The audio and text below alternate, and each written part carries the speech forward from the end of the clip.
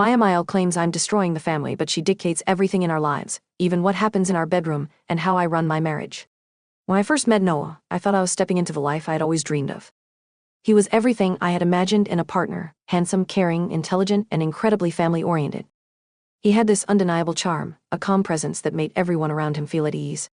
I'd been raised in a loving home where family was everything, and I assumed Noah's close-knit relationship with his family would be the same. I thought it was admirable, the way he respected his mother, Maria, and how he would constantly refer to her as the backbone of his life. But little did I know that respect was more like control, and that respect came with a hefty price, one that I would be paying every day of my life since I married Noah. Our relationship was perfect, or so I thought. We met through mutual friends at a gathering, and there was an instant connection. He was charming, sweet, and always seemed to know what to say. We would spend hours talking about our future, our dreams, and everything we wanted out of life. He told me about Maria, his mother, and how she had raised him single-handedly. I admired her strength, her resilience, and her ability to mold Noah into the man he had become. But after the wedding, I quickly realized that Noah was not just the man I had fallen in love with. He was also Maria's son in a way I never expected. The bond they shared was undeniable, but it was also suffocating, and I found myself becoming more and more entangled in a relationship that felt like a tug-of-war between two people I cared about. When Noah and I got engaged, I didn't think it was strange that his mother wanted to be so involved in every detail. I assumed she was just excited about her son's big day, and I didn't mind her offering input here and there. But as the wedding day grew closer, her presence became overwhelming. It started with the guest list. Maria insisted on inviting a dozen distant relatives I had never met, all of whom I had no personal connection to. "Family is important, Sophia, you can't leave anyone out," she would say. She even picked out my wedding dress, subtly suggesting designs that were more appropriate for me, much to my surprise. I wanted a sleek, modern gown, but she kept pushing for something more traditional, as if the dress was an extension of her. "Don't you think a more modest neckline would be better?" she asked one day as she presented a dress that looked like it belonged to another era. I felt myself becoming irritated, but Noah was there, always so patient, telling me, "Emmy just wants the best for us, let her have her way with some things."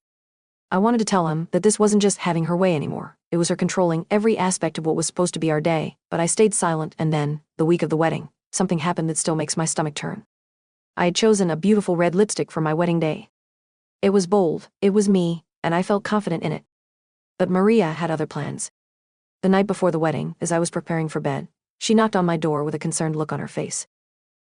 "Sophia, I think you should go for a softer color. Red lipstick is for other types of women, not someone about to join this family," she said, the words hitting me harder than I could have imagined.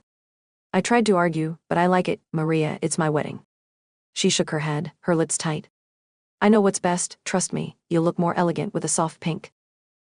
Noah stood by her side as always, and I was left with no choice but to comply, even though every fiber in my being screamed to stand up for myself.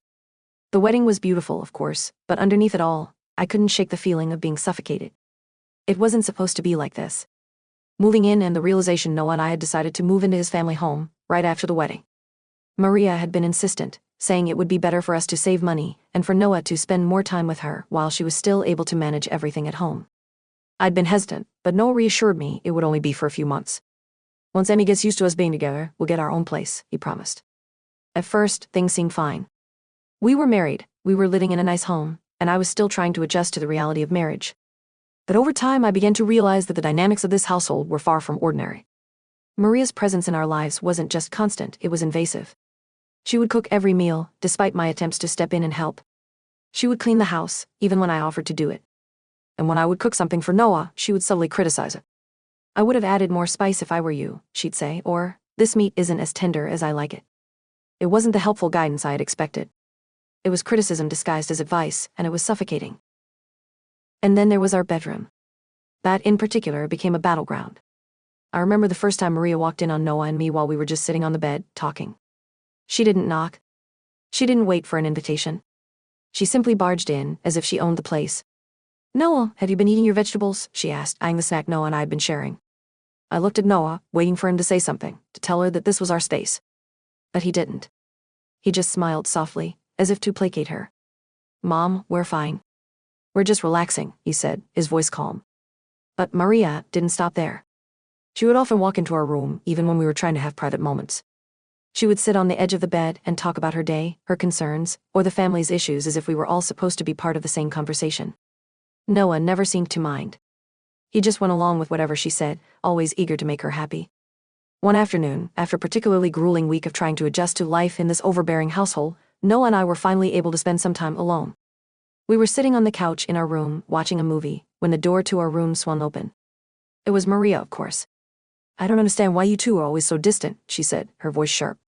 "Noah, you need to make sure Sophia is adjusting properly. She doesn't seem happy, and I'm worried." I looked at Noah, my heart sinking. The accusation that I wasn't adjusting properly hit me like a ton of bricks. I had been doing my best to adapt to this life, but it felt impossible when every corner of my existence was dictated by Maria. Noah, instead of defending me, nodded. "Ami, I'm trying to help Sophia adjust. I'm sure she'll be fine soon." But the pain in his words hit me hard. I realized in that moment that Noah wasn't on my side. For weeks after that afternoon, things only worsened. Every time Maria would walk into our room uninvited, I would feel a pang of anger and helplessness. It wasn't just the intrusion, it was the way she made me feel like a stranger in my own marriage.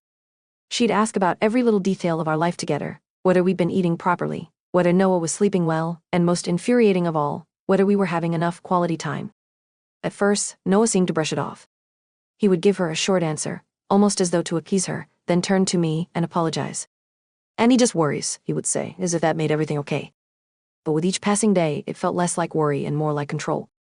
Noah and I had always been close, but I began to feel like there was a growing divide between us. He wasn't as available emotionally as he used to be. We would sit together, but his mind seemed elsewhere, on Maria, on her constant demands, on her needs. One evening, as we were having dinner, Noah and I were talking about our plans to move out. It had been my dream to finally start our life in a home of our own. Noah had promised it would happen after a few months, but as the months dragged on, I started to wonder if he truly meant it. We were sitting across from each other, the clink of our forks against the plates the only sound between us. I could see the hesitation in his eyes as he looked at me. "I don't know, Sophia," he began, rubbing his temples. "I don't think Emmy is ready for us to leave yet. She's really struggling with it. Struggling with it?" I repeated, my voice tight with frustration. "Noah, it's our marriage, our life. I can't keep living in a house where I feel like I'm constantly being watched. I can't keep pretending everything is fine when it isn't. You promised me we'd have our own space, and it's been months." His face fell, and he reached across the table, taking my hand in his. I know, but you have to understand, she raised me alone. She's not used to being without me." His voice was soft, filled with empathy, but the words stung. I pulled my hand away, trying to control my emotions. "You're used to it, aren't you, being without me, because you don't seem to have any problem giving her all your attention?" Noah's eyes widened. "That's not fair. You know I love you, Sophia. You're the most important person in my life." But his words felt hollow to me. "You wouldn't even know how to stand up to her if your life depended on it," I said, my voice thick with bitterness. "She comes into our bedroom without knocking, dictates what we eat, when we sleep, when we leave the house, and you do nothing to stop her." His face turned red. "I'm trying, okay? I can't just cut her off. You don't understand what it's like for her." I stood up abruptly, the chair scraping loudly against the floor. "Noah, it's not just about her, it's about us. You're always trying to protect her, but you're forgetting about me, you're forgetting about our marriage." I stormed out of the room, my heart pounding in my chest. The anger, the frustration, it was all too much. Noah's words didn't comfort me. In fact, they only made things worse. I needed him to see me, to understand that I couldn't live like this anymore, but instead he kept making excuses for his mother. The following days were filled with a tense, suffocating silence. Every time I would try to talk to Noah about our future, he would clam up, avoiding eye contact and changing the subject. And every time Maria would come over, she'd act as if nothing had changed, as if she wasn't the reason there was a rift between us. One afternoon, as I was cleaning up the living room, Maria walked in, her heels clicking sharply against the floor.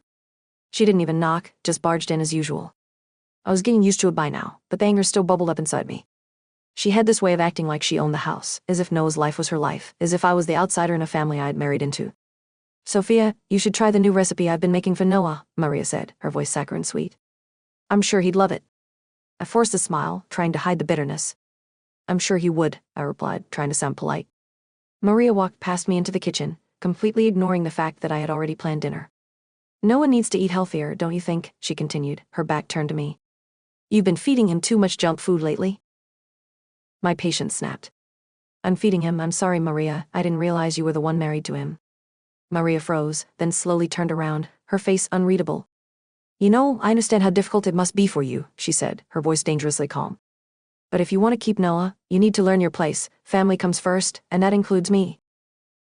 I felt my chest tighten as her words sank in. She wasn't even pretending anymore. This wasn't about offering advice or suggestions, it was about asserting control. And for once, I had had enough. "Family comes first?" I repeated, my voice trembling with anger. "I am his family, Maria, I'm his wife, and if you can't respect that, maybe it's time for us to leave. She stepped closer, her eyes narrowing. Leave? You think you can just take him away from me? You'll never be able to replace me, Sophia. I'm his mother. No matter what, I'll always come first. Her words hit me like a slap, but I refused to back down. Maybe you're right, I said, my voice low and steady. Maybe I'll never be able to replace you, but I'm his wife, and I'm not going to let you walk all over me anymore. You need to understand that. For a moment, Maria just stood there, her gaze fixed on me. And then, with a slight tilt of her head, she walked out of the kitchen without another word. When Noah came home that evening, he seemed like he hadn't even noticed the tension. He walked in, greeted me with a quick kiss on the cheek, and immediately headed toward the living room. He didn't ask how my day had been, didn't seem to notice the storm cloud that had settled between us. It was as if nothing had changed. I stood in the doorway, watching him. He didn't even glance in my direction. I felt my heart break. I couldn't do this anymore. I couldn't keep pretending like everything was fine when it wasn't. I needed Noah to see me, to hear me. Noah, I said, my voice shaky but firm. He looked up, surprised to see the seriousness in my expression. We need to talk. He sighed, his shoulders slumping as if he already knew what was coming. Sophia, not tonight, I'm tired, and no, I interrupted, my voice rising with emotion. Not tonight, not tomorrow, but now, this has gone on long enough. You're not listening to me, you haven't been listening for months. Noah finally met my gaze, his face full of confusion. What are you talking about? Maria, Noah, your mother, she's controlling every aspect of our life. She's invading our marriage, our privacy, our bedroom, our entire existence, and you keep defending her. My voice cracked, but I couldn't hold back the frustration anymore. I need you to choose Noah, us or her, because I can't keep living like this. For a long time, Noah didn't say anything. His eyes were wide, and I could see him struggling to find the right words. Finally, he spoke, his voice barely above a whisper. I don't know what to do, Sophia. She's my mother, I love you, but she's the one who raised me. I don't know how to make this work. His words hit me harder than anything Maria had ever said. I need you to make a choice, Noah, I said softly, my heart breaking. Because I can't live in this limbo anymore. The silence in the room stretched between us, suffocating and heavy. I could feel my heart pounding in my chest, each beat a reminder of the stakes at hand. Noah stood there, his face conflicted, torn between two women, two parts of his life that he couldn't seem to reconcile. And I was standing there, desperate for him to make a choice. Sophia, you have to understand this isn't easy for me, Noah said quietly, his voice thick with uncertainty. I've spent my whole life trying to make sure my mother is happy. She's the one who raised me, the one who always took care of me, and I can't just turn my back on her now. His words hit me hard. The desperation in his tone made it clear he was torn, but it wasn't enough. His hesitation, his inability to make a decision, it was too much to bear. I felt as though I was fighting a losing battle. Noah, I said, my voice trembling with frustration, I'm not asking you to turn your back on her. I'm asking you to be a husband. I'm asking you to be my partner. We are the family now. Noah, we have our own life, our own marriage. I need you to prioritize us, to prioritize me, just like I've always done for you. He looked away, unable to meet my gaze. His silence was louder than any words he could have said. And in that moment I realized just how deeply Maria had embedded herself into our lives. Her presence, her influence, it was suffocating, and it was driving a wedge between Noah and me. I never wanted this to happen, Noah whispered. I never wanted to hurt you, but Amy, she needs me. I don't know how to make her understand that you and I have to have our space, our boundaries. You need to make a choice, I said again, my voice firmer this time. I could feel the anger and hurt welling up inside me. I can't keep living in this environment where I'm constantly being told what to do. I can't keep pretending that everything is fine when it's not. I love you, Noah, but I can't do this alone anymore. His eyes softened, and for a moment I thought he would finally say the words I had been waiting to hear. But instead he took a step back, his hand reaching up to rub his face in frustration. I just don't know what to do, he muttered. I couldn't take it any longer. I stepped forward, closing the distance between us. You need to figure it out, Noah, because I'm not going to keep living in this nightmare. I'm your wife. I deserve your attention, your love, and your respect, and if that means leaving, then that's what I'll do. His expression shifted, a mix of disbelief and fear creeping into his eyes. What do you mean leaving? He asked, his voice thick with emotion. You would leave me over this. I'm not leaving you, Noah, I said, my voice steady despite the chaos inside me.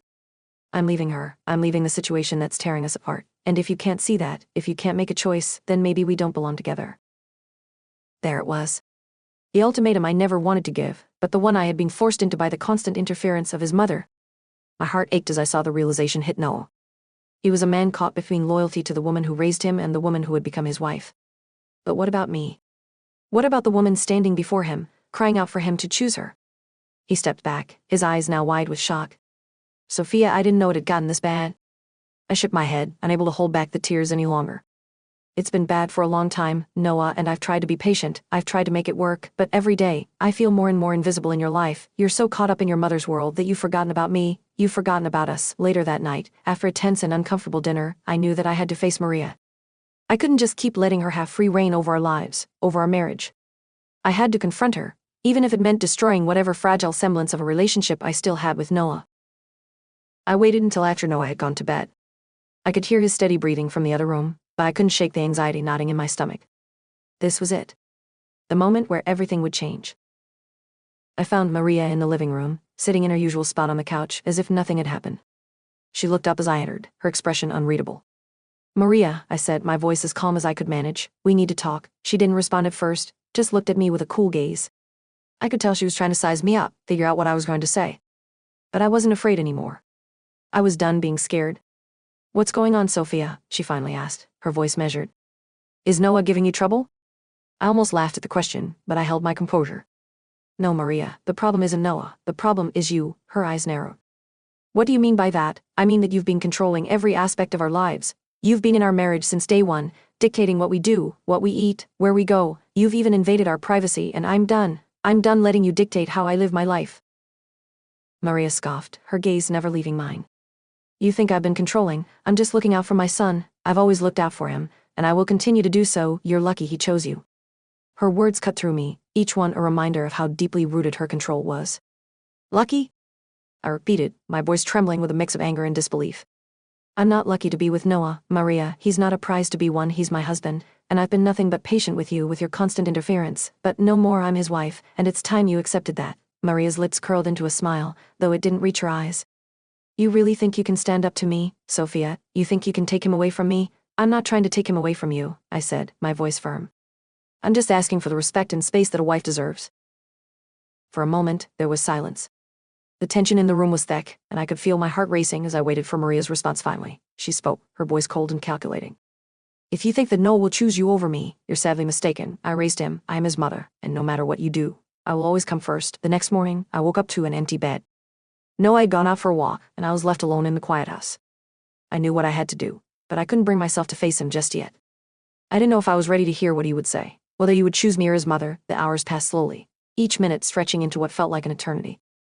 Finally, I heard the door open, and Noah stepped inside. His eyes were red, as though he hadn't slept, and his face was drawn with exhaustion. He looked at me, his gaze heavy with the weight of the decision he had made. "Sophia," he began, his voice low, "I've thought a lot about what you said last night, and I've realized something." He paused, his words lingering in the air. "I love you, and I've been letting my mother take over everything. I can't keep living like this, torn between you and her. I'm sorry, but I have to choose us. I have to choose you." I felt a surge of relief wash over me, but it was tempered with a sense of sadness. I knew the road ahead wouldn't be easy. There would be challenges, and Maria wouldn't just let go of her hold on Noah that easily. But at least now I knew that he was with me. For the first time in a long time, I felt like I had a chance at happiness, and that, in the end, was all I needed. The decision had been made, but the weight of it hung heavily over our lives. Noah had chosen me. He had chosen us. But there was no clear, instant relief. The words that had brought a sense of finality last night still echoed in my ears as I lay awake, staring at the ceiling, my thoughts a whirlwind of fear and uncertainty. Noah had come to me, told me he would stand by me, but now that we were faced with the reality of his decision, I couldn't help but wonder, had I made the right choice? Was it truly the right thing to challenge the woman who had been there for him his entire life? Or was I now asking him to betray everything he had ever known? I wasn't sure. The house felt quieter the next day. Noah was distant, yet strangely tense. I could tell something was wrong, even though he smiled when I made breakfast and kissed me goodbye as he left for work. It was as if he were walking through the motions, going through the motions of our lives while his mind was elsewhere, and Maria, of course, wasn't far behind. I could almost feel her presence in the corners of our home, even though she wasn't physically there. The tension between her and me hadn't dissipated. If anything, it had grown stronger. Every time I thought about her, about the way she tried to control our lives, the way she had been so confident in her authority over her son, it made my blood boil. The truth was, I was terrified. Terrified of losing Noah, terrified of Maria's wrath, terrified of the unknown. But even more than that, I was terrified of the love I had for Noah, of what it meant to me, of how much I needed him, and how, in a way, I had given up pieces of myself for the sake of this marriage. Sophia's struggle. The days dragged on, each one more suffocating than the last. Every time I looked at Noah, I could see the strain in his eyes, the internal battle he was fighting. I knew he loved me, but was it enough to break free from the hold his mother had on him? We hadn't talked about the conversation with Maria since that night. Noah had been quieter, more withdrawn, and I was left alone with my thoughts, wondering if I had been too harsh. It wasn't that I didn't love him. I loved him more than I could even express. It was the idea of losing him, losing this family we had worked so hard to build, that weighed heavily on me one night. As we sat on the couch together, I couldn't stay silent any longer. "Noah," I whispered, my voice barely audible. "We need to talk about everything, about us." He looked over at me, his face softening when he saw the unease in my eyes. "Sophia, I told you. I made my choice. I'm with you." But something in the way he said it, the way his eyes seemed far away, unsettled me. "But Noah, are you really with me, or are you just saying that because you think it's what I want to hear?" He sat up straighter, the tension palpable in his posture. "What are you talking about? Of course I'm with you." "Noah, I feel like I'm losing you," I said, my voice thick with emotion. "I need you to be fully here with me, not torn between me and her. I need you to choose me, not just in words, but in everything." His jaw clenched as he looked at me, and I could see the battle within him. "You think I'm not choosing you?" he asked, his voice tight with frustration. "I'm trying, but you don't understand. Sophia, she's my mother. She's always been there. I don't know how to just cut that off." "I'm not asking you to cut her off," I replied, my eyes welling up with tears. "I'm asking you to stand with me, with us. I can't do this alone anymore, Noah. You promised me you would stand by me, and I need that now, more than ever." He looked down, his hands trembling slightly. "I don't know how to fix this," he said softly, almost to himself. "I don't know how to make everyone happy." "I'm not asking you to make everyone happy," I said, my voice steady, though my heart felt like it was breaking. "I'm asking you to choose us, choose me." There was a long pause, where all I could hear was the sound of my own breath. The room felt thick with unspoken words, with tension that neither of us knew how to resolve. Finally, Noah spoke again, his voice barely above a whisper. "I don't know if I can do this. I don't know if I can be the man you need me to be." My heart sank as I realized what he was saying. He was giving up. He was resigning himself to the idea that things couldn't change.